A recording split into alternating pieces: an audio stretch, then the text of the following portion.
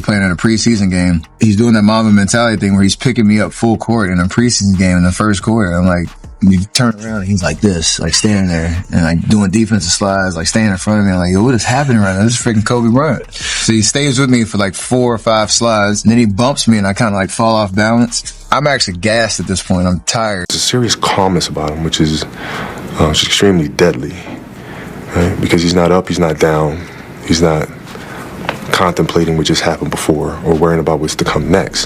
He's just there.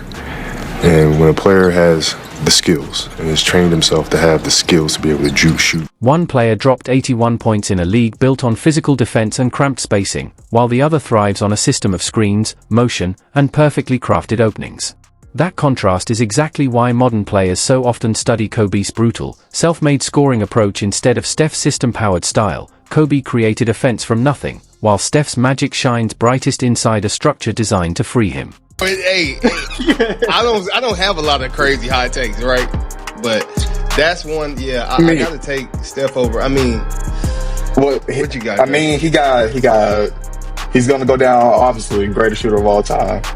He got the 2 MVPs, easily. 4 championships. He got his Finals MVP finally. Like we know he got the he got the gold medal. Like Steph, he changed the game. The NBA world never stops arguing about one battle that just won't fade: Kobe Bryant, the cold-blooded assassin who shattered opponents from the inside out, versus Stephen Curry, the system-built sharpshooter who still revolutionized basketball in ways no one imagined. But behind all the shouting, debates, and heated takes, there's a simple truth almost no one is willing to admit. My all-time starting 5 to date: Steph Curry, Michael Jordan, Kobe Bryant, LeBron James, Shaq, Cole. Beating everybody. Just look at today's biggest stars: Kyrie, Tatum, Booker. Each of them shaped their game around the mindset and scoring blueprint Kobe left behind. It's weird seeing players wearing Kobe's now. Why? Okay, so there's 5 signature athletes on the Nike side. You have to get the players' permission to wear their shoes. So that's why you never seen anybody outside of a Laker to wear a Kobe shoe while Kobe was there. So they don't okay people. Like right now, you probably don't see nobody wearing LeBrons besides probably AD. But for you to wear a KD, a LeBron, a Booker, a Giannis, you need their permission. But since he's passed, I think his wife, Vanessa, has allowed everybody to wear it. The only person that allows everybody to wear it is Sabrina. That's where. So ask yourself, who's really out here trying to play like Steph? Almost no one. Which brings us to the truth people avoid. Kobe Bryant fought through an era where every drive to the basket meant real contact, where defenders could grab, bump, and hold without mercy, and where scoring wasn't a craft, it was combat. Nothing was soft, nothing was simple, and every bucket had to be earned through grit, pain, and pure will. Who beat you in one-on-one if it ever happened in practice? No one. I'm not trying to be like, but that's what I do. If there's going to be a player that beat me, retired on that last shot in Utah in '98. 12 all-defensive team selections, 12 of them, and on the other side, when's the last time Curry even came close to making one? Brandon Jennings voiced the question everyone tiptoes around: could Steph ever be ranked above Kobe? Fans answered instantly and without mercy: absolutely not. People love to obsess over offense, but Kobe battled against real paint-dominant monsters like Tim Duncan, Kevin Garnett, and a peak Dwight Howard, big men who lived under the rim, not modern stretch fives hanging out at the three-point line. And through all that brutal competition, Kobe still delivered a career average of 25, 5, and 5. So how do y'all feel about Elder saying Kobe is a better defender than Tim Duncan? He is. Look how many defensive teams Kobe made. And Tim Duncan made more. No. I'm saying from his position. You got to remember, Tim Duncan's position is easier to guard than Kobe's position. Kobe right to guard. Are you saying it's more difficult to guard on the perimeter than it is in the post? Yes. Now let's take a closer look at Stephen Curry, a player who reshaped the sport through his limitless shooting range, non-stop movement, and a skill set unlike anything the league had ever seen. About Steph Curry, because Skip, I'm here to tell you right now, if the Golden State Warriors are led to another championship by Steph Curry this year, I might be willing to go on a record and tell you this brother might win more championships than Michael Jordan. Unanimous MVP? No question. Greatest shooter the game has ever seen? Without debate.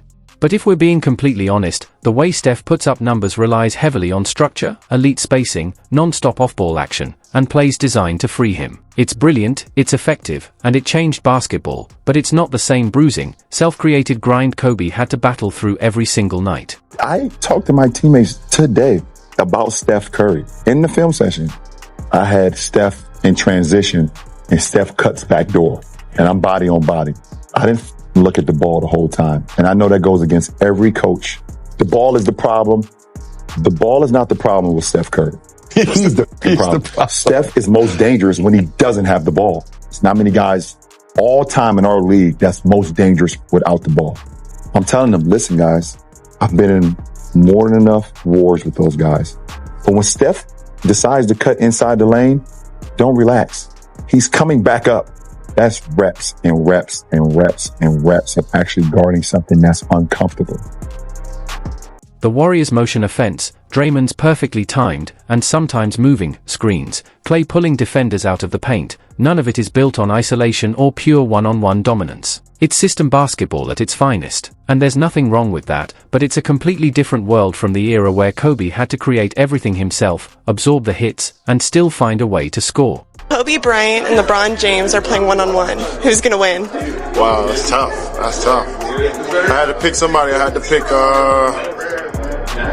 Kobe. His one-on-one skills are just like, he's probably the best one-on-one player in the game. Even Kevin Durant admitted it. When he listed his all-time pure shooters at each position, he picked Kobe over Jordan at shooting guard, praising Kobe's elite footwork, deep shooting ability, and unmatched technical precision. Steph, he wasn't even part of that conversation.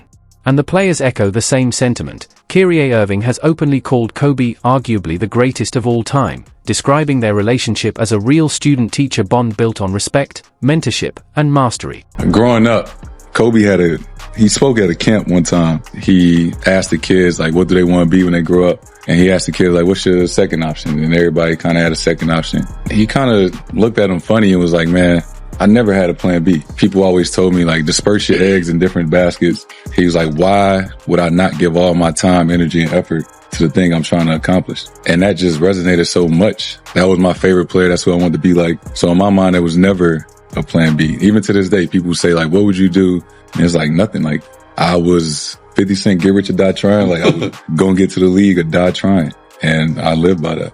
Jason Tatum absorbed lessons directly from Kobe, Devin Booker proudly sports "Be Legendary" on his sneakers, and DeMar DeRozan has openly said Kobe made the ultimate sacrifices to reach greatness. His influence stretches beyond the court too. The Kobe brand saw sales quadruple last year and remains the most worn sneaker in the NBA. Meanwhile, Curry's Under Armour line barely makes a mark with sneakerheads. And when it comes to direct matchups, Curry himself admitted what happened during his rookie year going up against Kobe. He's doing that Mamba mentality thing where he's picking me up full court in a preseason game in the first quarter. I'm like, when you turn around, he's like this, like standing there and like doing defensive slides. Like, so he stays with me for like 4 or 5 slides, and then he bumps me and I kind of like fall off balance.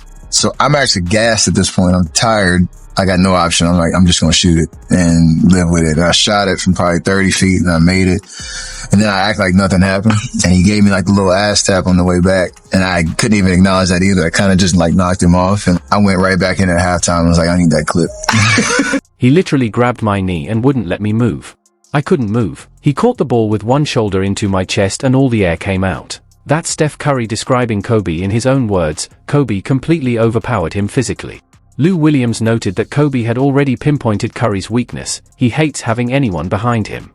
Yet even Byron Scott refused to let Kobe guard him, a testament to the respect and fear Kobe commanded every time he stepped on the court. You know, the funny thing is, like me and Kobe, besides our, the late great Kobe, obviously, me and Kobe never had a real relationship either.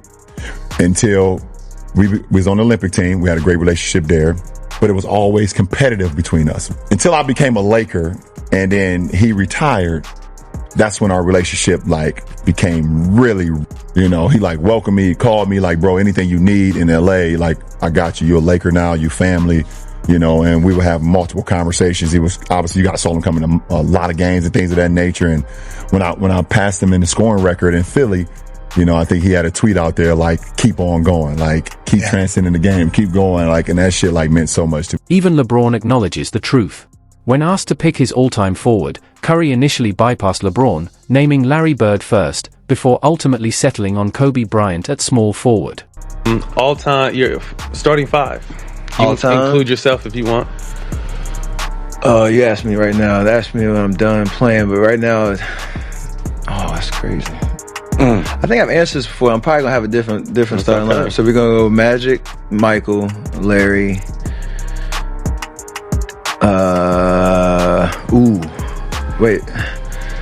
Shaq. Only one more spot. Let me make sure I got all my positions. Magic, PG, Michael, shooting guard, Larry, small forward. Power forward. Tim Duncan. Of course. How can you not? Yeah. Let's be real, Curry needed Kevin Durant to overcome LeBron. Kobe? He claimed 2 championships as the undisputed leader, facing down prime Dwight Howard, Paul Pierce, and Kevin Garnett head-to-head. Michael Jordan didn't rely on a role player like Matthew Dellavedova either. Even Draymond argued for LeBron over Jordan, but that same reasoning exposes Curry's case. He thrived alongside Klay, Draymond, and KD, and now struggles without a super team supporting him. 2010 in Phoenix, playing against the Lakers, Western Conference Finals. Game 6, we're at home, and I'm guarding Kobe pretty much the whole series. Last minute of the game, I think we're down maybe 2 points. Kobe had one of the most clutch seasons ever, 7 game winners in a year, topping Jordan. He took over when it mattered, no screens, no spacing, just pure dominance, like his 81-point game against Toronto. Could Curry do that without the three-point line and perfect setups? Even today, Curry needs system basketball to thrive, while Kobe could dominate under any rules. Context matters. Kobe in today's soft era? Easily averaging 35. Curry in the 2000s? He'd be grabbed and held every play. Even Team USA admitted Curry needed everything to be perfect to shine.